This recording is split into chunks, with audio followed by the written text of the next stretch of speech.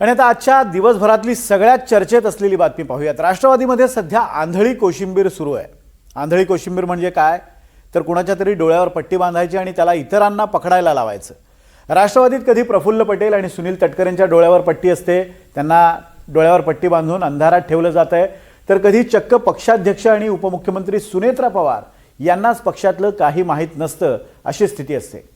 पक्षामध्ये सुरू असलेल्या या आंधळ्या कोशिंबीरीच्या खेळात सध्या नवं काय आपण पाहूयात।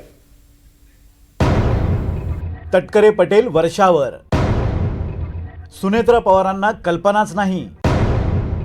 राष्ट्रवादीत आंधळी कोशिंबीर। पटेल आणि तटकरे दिल्लीत जातात, पण सुनेत्रा पवारांना माहीतच नसतं। पटेल तटकरे वर्षावर जातात, तरीही सुनेत्रा पवारांना त्याची कल्पनाच नसते। राष्ट्रवादीमधून पटेल आणि तटकरेंची नावं गायब होतात। सुनेत्रा पवार म्हणतात टायपिंग मिस्टेक। थोडक्यात काय तर राष्ट्रवादीतला सावळा गोंधळ संपायला तयार नाहीये। कुणाचा कुणाला पत्ता नाहीये। पक्षात सगळी आंधळी कोशिंबीर सुरू आहे। राष्ट्रवादीत सरळ सरळ दोन गट पडले आहेत, सुनेत्रा पवार आणि पार्थ पवार विरुद्ध प्रफुल्ल पटेल आणि सुनील तटकरे। आता हा वाद नव्यानं समोर येण्याचं कारण म्हणजे सुनील तटकरे आणि प्रफुल्ल पटेलांनी वर्षावर जाऊन घेतलेली मुख्यमंत्री फडणवीसांची भेट। 14 जुलैला प्रफुल्ल पटेल आणि सुनील तटकरेंनी मुख्यमंत्री फडणवीसांची वर्षा या बंगल्यावर जाऊन भेट घेतली। या दोघांच्या पाठोपाठ जयंत पाटीलही वर्षावर पोहोचले।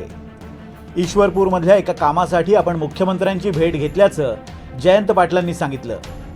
यावेळी मुख्यमंत्री, जयंत पाटील, प्रफुल्ल पटेल आणि सुनील तटकरे यांच्यात एकत्र बैठक झाल्याचं कळतंय। महत्त्वाचं म्हणजे राष्ट्रवादीच्या विलीनीकरणाची चर्चा सुरू असताना ही बैठक पार पडली आहे।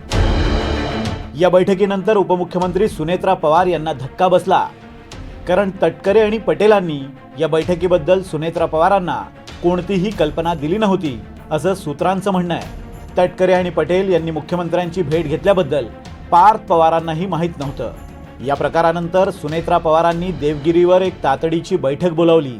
या बैठकीत सुनेत्रा पवारांनी भुजबळ, मुश्रीफ आणि तटकरेंशी चर्चा केली। सुनेत्रा पवारांकडून तटकरेंना वर्षावरच्या बैठकीबाबत विचारणा करण्यात आल्याचं समजतंय। पक्षप्रमुख म्हणून सुनेत्रा पवारांना या भेटीची कल्पनाच नव्हती। मतदारसंघ पुनर्रचना विधेयकाबाबत बैठकीत माहिती दिली असं यावेळी तटकरेंनी सांगितलं। शरद पवारांचा पक्ष विधेयकाला पाठिंबा देण्याची शक्यता आहे अशी माहिती तटकरेंनी बैठकीत दिली।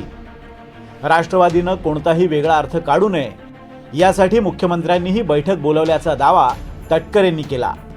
जयंत पाटलांची आमची तिथे भेट झाली नाही, त्यामुळे जयंत पाटील आले, आम्ही दोघे गेलो आणि अर्थ खात्याची चर्चा झाली।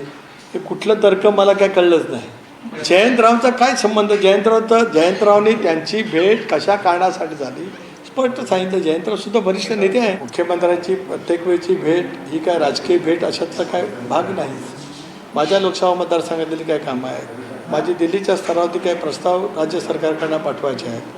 अशा वेळेला प्रत्येक गोष्ट ज्ञात असणं करणं अभिप्रेतच नाही आहे। राष्ट्रवादीतल्या बैठकांवरून एवढा घोळ सुरू असताना त्यात संभ्रम आणखी वाढवलाय तो अजित पवारांचे विश्वासू आणि कृषी मंत्री दत्ता भरणे यांनी। पटेल आणि तटकरे मुख्यमंत्र्यांना भेटले, यात काही चूक झाली नाही असं भरणेंचं म्हणणं आहे।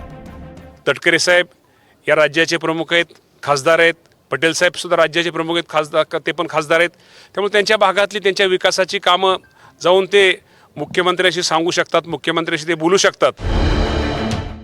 याआधीही एका बाजूला प्रफुल्ल पटेल आणि सुनील तटकरे तर दुसऱ्या बाजूला सुनेत्रा पवार आणि पार्थ पवार असे वाद बऱ्याचदा समोर आले आहेत। अगदी थेट सुनेत्रा पवारांच्या अध्यक्षपदावर प्रश्न उपस्थित करेपर्यंत हा वाद टोकाला गेलाय।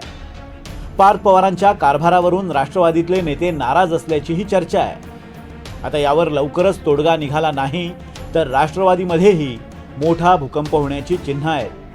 Bureau report, NDTV Marathi, Mumbai.